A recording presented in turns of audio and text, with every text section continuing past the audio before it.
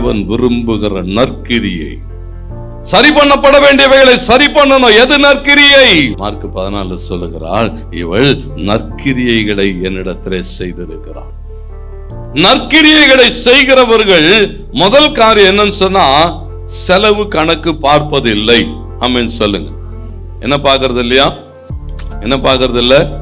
எவ்வளவு செலவாகும் இதை செய்யறதுக்கு, இப்படி எல்லாம் என்ன செய்யறது இல்ல, கணக்கு பார்க்கறது இல்லை. கணக்கு பார்க்கறவன் என்ன செய்ய மாட்டான்னா, நல்ல காரியங்களை எல்லாம் செய்யவே மாட்டான். நல்ல காரியங்கள் எல்லாம் நல்லா கவனிங்க. இவளுடைய வாழ்க்கை இங்கே சொல்லப்பட்டிருக்கிறது. அவள் தேவனுக்கென்று நற்கிரியைகளை செய்த போது வசனம் சொல்லுகிறது, அவள் என்ன செய்யவில்லையா, செல்லும் செலவை கணக்கு பார்க்கவில்லை. உங்க வாழ்க்கையில நீங்க ஏதாவது நல்லது செய்யணும்னு நினைச்சா இவ என்ன செய்தான்னு மாத்திரம் கவனிங்க. வசனம் சொல்லுது, வாசிக்கிறோம். ஆண்டவர் என்ன சொன்னாரா அவளை பார்த்து, 6வது வசனம், இவள் என்னிடத்துல நற்கிரியை செய்திருக்கிறாள். நற்கிரியைகள் செய்வதற்கென்று யோவான் 10:32 வசனத்துல போடப்பட்டிருக்கிறது. ஆண்டவர் சொல்லுகிற போது ஏசாமி சொன்னார், நான் என் பிதாவினாலே அநேக நற்கிரியைகளை உங்களுக்கு காண்பித்தேன், அவைகளில் எந்த கிரியைகளின் நிமித்தம் என் மேல். அவனு சொன்னான், இல்ல நீங்க செஞ்சது நல்லது, எல்லாத்தையும் நாங்க என்ன கவனிக்கிறீங்களா? கவனிங்க. நீங்க செஞ்ச எல்லாத்தையும் நாங்க ஞாபகத்தில் வச்சிருக்கோம், எல்லாத்துக்கும் தேங்க்ஸ். அப்பத்தை பிளஸ் பண்ணி கொடுத்தீங்க, மீனை பிடிச்சி கொடுத்தீங்க, எல்லாத்துக்கும். ஆனா திடீர்னு உங்களை நான் தான் கடவுள் நீங்க பாத்தீங்களா? அததான் நல்லா கவனிங்க. இயேசு நற்கிரியைகளை செய்தார்.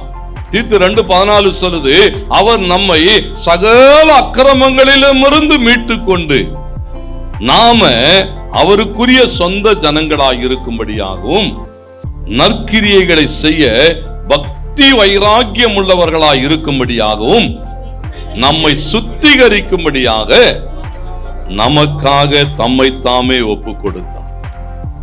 நல்லா கவனிங்க. இயேசு நற்கிரியை செய்ய விரும்பின போது ஆக விலையேறப்பெற்ற அவருடைய ஜீவனை கொடுத்தார், ஆக விலையேறப்பெற்ற அவருடைய ரத்தத்தை கொடுத்தார்.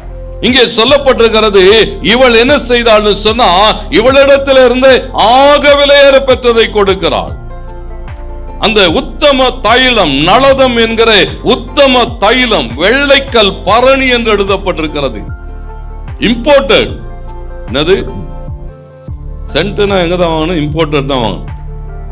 துபாயில இருந்து வாங்கணும், சிங்கப்பூர்ல இருந்து வாங்கணும், இப்படிதான் என்ன செய்யறான். ஆனா இந்த சென்ட் நீங்க போய் வாசிச்சு பாருங்க, இந்த சென்ட் எங்க இருந்து போச்சு தெரியுங்களா? இந்தியால இருந்து போயிருக்கு. இந்த சென்ட்டோட விலை என்ன தெரியுங்களா? அன்றைக்கு இருந்தே சராசரி மனிதனுடைய சம்பளம், ஒரு வருஷ சம்பளம், கவனிக்கிறீங்களா? எவ்வளோ? ஒரு வருஷ சம்பளம். அவ்வளவு கொடுத்து இதை வாங்கி வச்சிருந்திருக்கா. இம்போர்ட் பண்ணதை போய் வாங்கியிருக்கான்னா கவனிங்க. ஏன் இதெல்லாம் சொல்லி கொண்டு இருக்கிறேன்னு சொன்னா, ஒன்றை நீங்கள் ஞாபகத்தில் வைத்துக் கொள்ள வேண்டும். எதுக்கு இதை வாங்கி வச்சிருந்தாலும், எதுக்கு இதை வாங்கி வச்சிருந்தா? லூக்கா சொல்றான், அவளுடைய பாவ வாழ்க்கை மனிதர்களை கவர்ந்தெடுக்கும்படியாக எவ்வளவு பெஸ்ட் வாங்கி வச்சிருக்கிறா. எதுக்கு? அப்படியே கம்மன்னு போகணும், ஆட்களை என்ன செய்யணும்?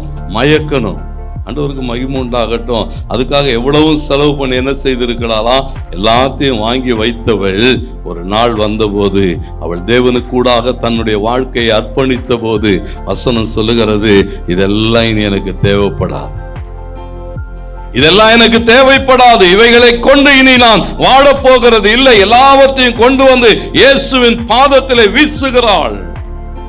ஆண்டவரே, இது எனக்கு இனி தேவைப்படாது, இவைகளை வைத்து இனி நான் வாழ வேண்டியதில்லை. லூக்கா சொல்லுகிறான், மிகவும் பாவியானவள். ஏசாமியே சொல்றார், எவன் அதிகமா கடன் வாங்கியிருந்தானோ அவனுக்கு மன்னிக்கும் போது அவன் மிக அதிகமாய் அன்பு கூறுவான். இவள் செய்த அநேக பாவங்கள் ஏசாமி சொன்னான். நல்லா யோசிச்சு பாருங்க. கர்த்தருக்கு எல்லாவற்றையும் கொண்டு வந்து, ஏன்னா அந்த நீங்க நற்கிரியை செய்கிற போது அது செல்லும் செலவை பார்க்கிறதில்லை, செல்லும் செலவு கணக்கு பார்க்கிறது இல்லை. ஆண்டவருக்கு மகிமுண்டாட்டம். லூக்கா 10:30 முதல் 35 வரைக்கும் வாசித்து பாருங்கள். அங்கே நீங்கள் நல்ல சமாரியனை பார்க்க முடியும். நல்ல சமாரியன் ஒரு நற்கிரியை செய்கிறான்.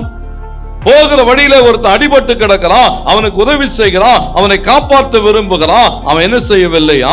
செல்லும் செலவை கணக்கு பார்க்கல, நேரத்தை கணக்கு பார்க்கல. ஐயோ வேலைக்கு போயின்னு இருக்கிறோம், அவசரமா வேலைக்கு போயின்னு இருக்கிறோம், ரோட்ல ஒருத்தன் கடந்தா என்ன பார்க்கிறோம்? அப்படியே ஒரே ஒரு வார்த்தையில நம்ம ஆட்கள் இன்னைக்கு என்ன செஞ்சிருவாங்கன்னா ஃபைல க்ளோஸ் பண்ணிடுவாங்க. என்ன வார்த்தை? குடிச்சிட்டு தெருவில் எப்படி விழுந்து கிடக்குப்ப, எப்படி அவன் எதுல விழுந்து கிடக்குறான், என்ன பலவீனம், என்ன பிரச்சனை ஒன்னும் தெரியாது. ஒரே ஒரு வார்த்தை, ரோட்ல ஒருத்தன் விழுந்து கிடந்தானா என்ன சொல்லுவோம்?